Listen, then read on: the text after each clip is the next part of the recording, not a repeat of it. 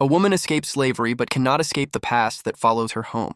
This is the story of Beloved. Seth lives in a small house on the edge of Cincinnati with her daughter Denver. The house is haunted by a violent, angry presence that shakes walls and shatters peace. It's the ghost of Sethy's baby, the child she lost under horrific circumstances. Seth tries to ignore it, but the haunting is constant, loud, and impossible to forget. One day, Paul D., a man from Sethy's past, arrives at her door.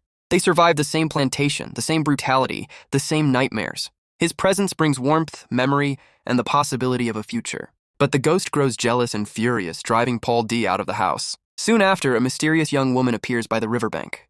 She calls herself Beloved. She knows things she shouldn't. She moves like a child learning to walk. She speaks like someone returned from the dead. Seth realizes the impossible. Beloved is the grown form of her lost daughter. The past has taken flesh and come home. Beloved becomes the center of the house, demanding attention, affection, and devotion. Seth gives everything she has, desperate to repair the wound she caused. Years earlier, slave catchers came for her children. Seth chose death over letting them be dragged back into slavery. She killed her baby to save her from a life of chains. The community judged her. The world condemned her. But Seth believed she acted out of love twisted by terror.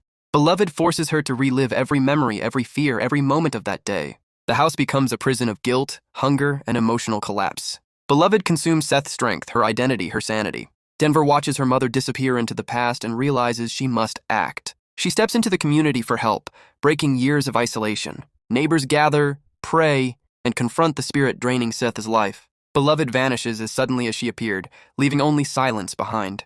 Paul D. returns, finding Seth broken, grieving, and unsure she deserves to live. He tells her she has worth beyond her past, beyond her pain, beyond her mistakes. "You your best thing," he says. Seth begins to believe she can build a life not defined by trauma. Beloved fades into memory, a reminder of the past that shaped them all. A story about motherhood, survival, haunting, and the cost of freedom. And that is the story of Beloved. Like and follow for more book recaps. Comment which book you want next.